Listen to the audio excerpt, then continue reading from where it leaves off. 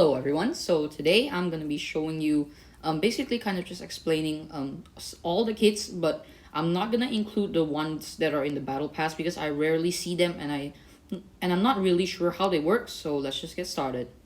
Okay, so for number one, we have the pirate, aka it's free today. So it's gonna reset in about 12 hours or so. So as you can see here, the pirate, it's called Pirate Davy as its full name. And basically it's pretty much kind of a useless class because it just uses a TNT cannon to launch TNT to your enemies. Like you can buy TNT, and then if there's a pirate nearby, you can just, if you have a cannon or if you're equipped with the pirate kit, you can put down the cannon and you can aim with it and you can shoot wherever the TNT wants. And the TNT can't really go that far, as that would kind of be a little bit too OP for the Pirate Davy. Alright, on to number two, we have the Farmer Cletus. So the Farmer Cletus is a master of the farmland. Cletus grows crops that yield diamonds and emeralds, which is true.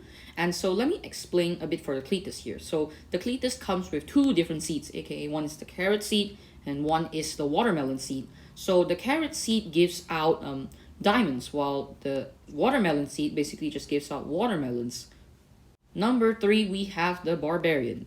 So the Barbarian builds rage by damaging enemies. Instead of buying swords, your sword is upgraded upon reaching max rage. And that is true, because for every tier of the sword, like if you want to advance from wooden sword to stone sword, well, you're basically going to have to be fighting to get that. But do note that if you die, your sword progress will actually go down by a lot. And when I mean a lot, I actually do mean a lot. So I guess you guys just have to try and stay alive and not die.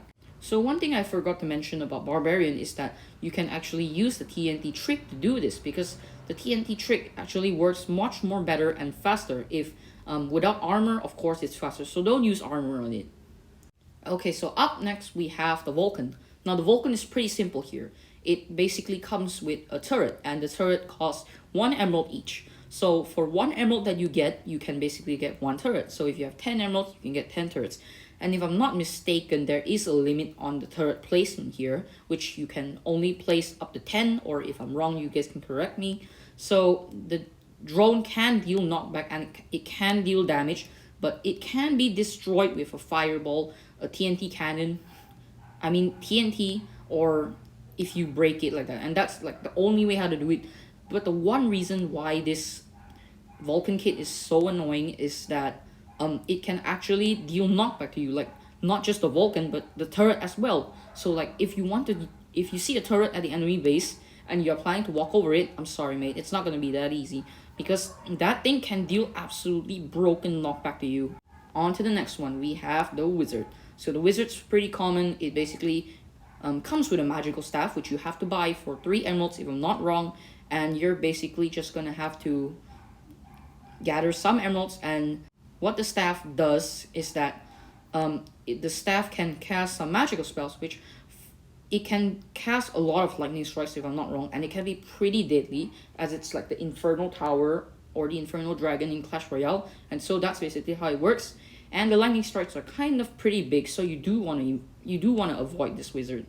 On to the next one, we have the Grim Reaper. So let's just read this a bit, because this one is a bit confusing for me. So it consumes enemy souls, grants health regen, movement speed, and invulnerability for 2.5 seconds. Combat is disabled while consuming. Okay, so let me just shorten this up a bit. And so basically, the Grim Reaper, when it kills an enemy, it will drop a soul. And the Grim Reaper can eat that soul to either regen or become immortality, or get immortality for about 2.5 seconds. And during the process of its eating the soul, your combat is actually disabled.